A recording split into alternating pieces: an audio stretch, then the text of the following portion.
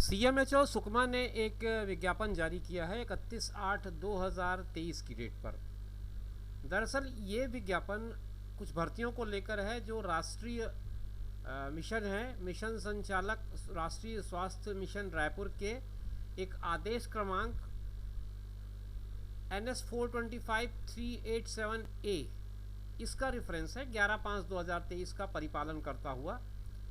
और इसमें मिशन के द्वारा जो स्वीकृति प्राप्त हुई है उनके कुछ रिक्त पदों की भर्ती की जानी है NHM छत्तीसगढ़ मानव संसाधन नीति के अंतर्गत। ये जो भर्तियां होंगी वो संविदा भर्ती होंगी, ध्यान रखें इस बात का, जिसके लिए विज्ञापन का प्रकाशन 31/8/2023 से 14/9/2023 तक आवेदन कार्यालय में रजिस्टर्ड अथवा स्पीड पोस्ट डाक से आमंत्रित किए जा रहे हैं। ध्यान रखें आवेदन करने का जो तरीका होगा उसके लिए दो माध्यम बताए गए हैं। एक तो रजिस्टर्ड पोस्ट से आप भेज सकते हैं, दूसरा उन्होंने स्पीड पोस्ट का माध्यम बताया है। दोनों ही पोस्टल माध्यम होंगे, तो आप पोस्टल माध्यम से ही अप्लाई करेंगे, इस बात का ध्यान रखें। और निर्धारित जो लास्ट डेट है वो 14 सितंबर का है। 14 सितंबर के पहले पहले आपका जो आवेदन है वो पहुंच जाए, इस बात का ध्यान रखें। पूरी जो डिटेल है वो मैं आपको बताऊंगा, वीडियो में बने रहिए। आप देख रहे हैं जीरो पीरियड। सामुदायिक स्वास्थ्य अधिकारी ये पद का नाम है, आप देख पा रहे होंगे। ये पद का नाम है सामुदायिक स्वास्थ्य अधिकारी CHO। इसकी सैलरी होगी 16,500 रुपये। टोटल जो नंबर ऑफ पोस्ट है वो 30 है, 30 पोस्ट हैं इसमें।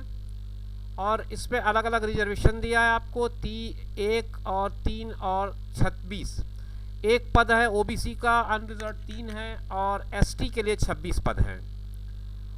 जो क्वालिफिकेशन मांगी गई है उसमें मान्यता प्राप्त विश्वविद्यालय से certificate course in community health सम्मिलित BSc नर्सिंग पाठ्यक्रम, तो BSc नर्सिंग सर्टिफिकेट होना चाहिए इन कम्युनिटी हेल्थ इंटीग्रेटेड कोर्स में, या फिर मान्यता प्राप्त विश्वविद्यालय से certificate course in community health post सम्मिलित BSc, यानी कि post BSc nursing certificate in community health integrated course. ये आपका क्वालिफिकेशन ज़रूरी है इस पद के लिए। आगे बढ़ते हैं तो चयन प्रक्रिया के संबंध में कुछ निर्देश हैं। चयन प्रक्रिया उच्चतम न्यायालय दिल्ली के SPL क्रमांक 19/668/2022 के अंतिम आदेश के अधीन होगी, इस बात का ध्यान रखें। निर्धारित आवेदन अंतिम तिथि तक, ये जो पता बता रहा हूँ मैं, मुख्य चिकित्सा एवं स्वास्थ्य अधिकारी, कलेक्ट्रेट परिसर सुकमा, जिला पिन कोड 494111, यहाँ पर पहुँच जाए रजिस्टर्ड पोस्ट से या फिर स्पीड पोस्ट से। ये चीज़ों का ध्यान रखेंगे आप। डेट जो मैंने आपको बताई है वो बहुत इंपॉर्टेंट है। एक यहाँ पर नोट है, ऐसे अभ्यर्थी जो मान्यता प्राप्त विश्वविद्यालय से certificate course in community health सम्मिलित BSc नर्सिंग पाठ्यक्रम, यानी कि इसे आसान भाषा में कहूँ तो BSc nursing certificate in community health integrated course, या फिर post BSc nursing certificate in community course integrated course उत्तीर्ण हो, उन्हें विज्ञापन में संलग्न अपेंडिक्स 1, ये जो विज्ञापन है उसके साथ एक अपेंडिक्स लगा हुआ है अनुलग्नक, उसमें इंटीग्रेटेड कोर्स उत्तीर्ण होने का प्रमाण पत्र संबंधित महाविद्यालय के प्राचार्य से हस्ताक्षर करा करके प्रस्तुत करना होगा और संलग्न करना जरूरी होगा, इस बात को ध्यान रखें आप। दस्तावेज सत्यापन के समय पूरा मूल दस्तावेज आना है आपका, अगर नहीं आ पाया तो फिर अभ्यर्थी को अपात्र मान लिया जाएगा। आयु सीमा वगैरह के बारे में स्पष्ट कर दिया गया है, 21 से 35 के बीच की होनी चाहिए। 5 साल का जो छूट मिलता है उस छूट को भी आपको प्राप्त करने की अथॉरिटी होगी। सैलरी के बारे में 16,500 रुपये लिखा हुआ है, और इस पर यह भी लिखा है कि कार्य प्रदर्शन आधारित प्रोत्साहन राशि प्रति माह अधिकतम 15,000 रुपये तक दी जाएगी। इस संबंध में मिशन संचालक राष्ट्रीय स्वास्थ्य मिशन द्वारा समय समय पर दिशा निर्देश लागू होंगे।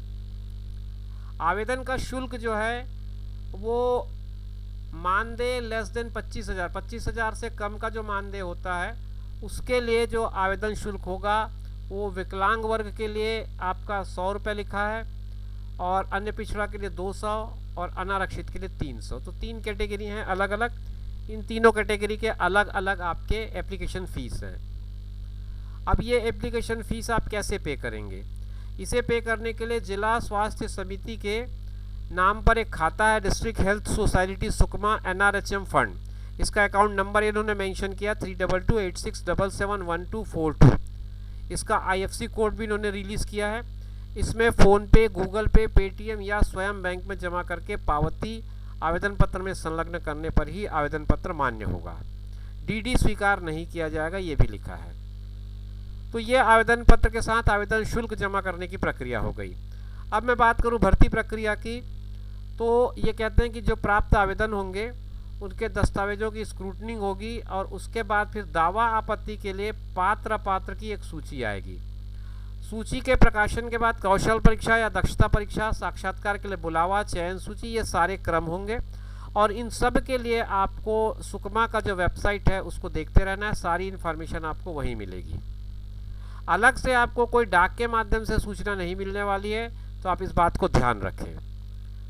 यह भी ध्यान रखें कि आपको छत्तीसगढ़ का मूल निवासी होना अनिवार्य है। इसके लिए आपको निवास प्रमाण पत्र प्रस्तुत करना पड़ेगा। ये कौशल परीक्षा में आपको बताया गया है कि जो जितने रिक्त पद होंगे उसका 10 गुना बुलाया जाएगा। अगर कुल विज्ञापित पदों की संख्या 11 से 50 है तो फिर रिक्त पदों का 5 गुना बुलाया जाएगा।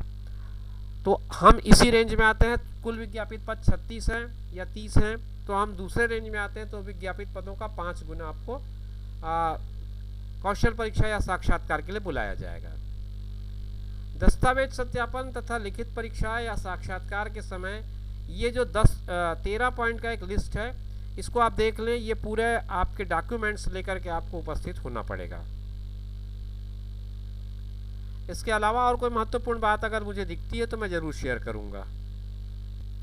अंतिम जो चयन सूची बनेगी वो कुछ इस तरह से बनेगी। शैक्षणिक योग्यता का 65% होगा और शैक्षणिक योग्यता एवं अनुभव के अंकों को जोड़ करके मेरिट बनाई जाएगी और इसके लिए 20 अंक इसके होंगे कौशल परीक्षा या साक्षात्कार या लिखित परीक्षा के। जिस अपेंडिक्स 1 का जिक्र मैं कर रहा था वो ये है। इस सर्टिफिकेट में आपको अपने कॉलेज के प्रिंसिपल से ये फॉरवर्ड कराना पड़ेगा कि आपने जो कोर्स किया है वो BSc nursing / post BSc nursing with integrated curriculum of certificate in community health as per notification of university, ये आपको लिखवा करके प्रस्तुत करना पड़ेगा। ये बात इसमें सर्टिफिकेट के फॉर्म में दिया हुआ है। ये आवेदन पत्र का प्रारूप है। आवेदन पत्र का प्रारूप में कोई बहुत ज़्यादा आपको परेशान होने की आवश्यकता नहीं है। एक आपको अपना फ़ोटो लगा देना है, आवेदित पद का नाम लिखना है और पद का क्रमांक लिखना है। चूँकि इसमें एक ही पोस्ट निकला है तो पद का क्रमांक एक ही हो जाएगा। आप विज्ञापन को देख सकते हैं। फिर आपको अपना नाम लिखना है हिंदी में, अंग्रेज़ी में। पिता या पति का नाम लिखना है, फिर माता का नाम लिखना है, फिर जन्मतिथि अंकों में और शब्दों में दोनों में लिखनी है। 1 जनवरी 2023 को आपकी आयु क्या रही होगी, वर्ष, माह और दिन में वो लिखना है। फिर लिंग लिखना है जिसमें पुरुष या महिला या अन्य लिखना है। आप जिस जाति को बिलोंग करते हैं वो जाति यहाँ पर आएगी, SC ST OBC जनरल जो भी है। छत्तीसगढ़ का स्थानीय निवासी हैं या नहीं यहाँ पे लिखना है और ये बिल्कुल निर्देशित कर दिया गया कि आपको छत्तीसगढ़ का निवासी होने पर ही आवेदन करना चाहिए। अगर आप विकलांग की श्रेणी में आते हैं तो फिर उसका प्रमाण पत्र संलग्न करें और प्रतिशत जरूर लिखें। फिर स्थायी निवास का आपको पता लिखना है और वर्तमान पत्र व्यवहार का पता लिखना है। अगर दोनों सेम हो तो आप एक जगह लिख करके इसको आप डू कर सकते हैं। फिर मोबाइल या दूरभाष का नंबर आपको लिखना ज़रूरी है। आजकल सारे करस्पॉन्डेंस इसी पर होते हैं। इसके बाद आपको उस रोजगार कार्यालय का नाम लिखना है जहां पर आपने पंजीयन करा रखा है अपना, और उसका क्रमांक और दिनांक, ये दोनों चीज़ें भी लिखनी है। अगर आपने पहले या वर्तमान में अभी की स्थिति में कहीं कोई नौकरी कर रखी है या कर रहे हैं तो उसका अनुभव लिखना है, अनुभव का विवरण लिखना है। कॉलम नंबर 15 में विवाहित हैं तो उसकी जानकारी लिखनी है। शैक्षणिक योग्यता एवं तकनीकी योग्यता का पूरा एक आपके पास टेबल है। इस टेबल को आपको भरना है और भरने के बाद आपको आगे बढ़ना है, जिसमें आपको सत्यापित प्रमाण पत्र लगाने हैं। ध्यान रखें, आप अपना जो डॉक्यूमेंट लगाएंगे उसको सेल्फ अटेस्टेड कर दें। सेल्फ अटेस्टेड करने के बाद आप उसको अपने आवेदन पत्र के साथ अटैच कर दें। परीक्षा का नाम लिखें, बोर्ड विश्वविद्यालय का नाम लिखें, वर्ष लिखें, पूर्णांक लिखें, प्राप्तांक लिखें और उस आधार पर एक प्रतिशत बनाएं और प्रतिशत को ज़रूर लिखें। आवेदन शुल्क आपने किस माध्यम से दिया है, उसकी ट्रांजैक्शन आईडी क्या है, ये यहाँ पर लिखेंगे। इसके बाद एक दस्तावेजों की पूरी सूची है, उस सूची को आप टिक करते जाइएगा आपने ये लगाया या नहीं। 10वीं 12वीं की अंक सूची, शैक्षणिक योग्यता की अंक सूची सभी वर्षों के, तकनीकी योग्यता के प्रमाण पत्र, अनुभव अनापत्ति प्रमाण पत्र, रोजगार पंजीयन, संबंधित काउंसिल का पंजीयन प्रमाण पत्र, जाति प्रमाण पत्र, मूल निवास प्रमाण पत्र, विकलांगता का प्रमाण पत्र, अगर आप स्वतंत्रता सैनिक या फिर भूतपूर्व सैनिक की कैटेगरी में तो उसका प्रमाण पत्र, और फिर इसके अलावा अगर आपने कोई दस्तावेज लगाए हो तो वो। तो कुल मिलाकर के 11-12 दस्तावेज आपको इस आवेदन के साथ संलग्न करने हैं। एक डिक्लेरेशन लिखते हुए नीचे साइन कर देना है, और ये सारा कुछ आपको कर देने के बाद एक लिफाफे में भर करके बताए गए पते पे ऐसी व्यवस्था करनी है कि बताई गई लास्ट डेट से पहले वो आपका आवेदन वहाँ पर मिल जाए। तो दोस्तों, उम्मीद करता हूँ कि ये जानकारी आपको स्पष्ट होगी। इसी तरह के इन्फॉर्मेटिव वीडियोस और इन अलग अलग तरह के एग्ज़ाम्स के लिए सिलेबस वीडियो देखने के लिए आप हमारे चैनल को सब्सक्राइब कर सकते हैं। फिर मिलेंगे नए वीडियो में, तब तक के लिए दीजिए इजाज़त। नमस्कार।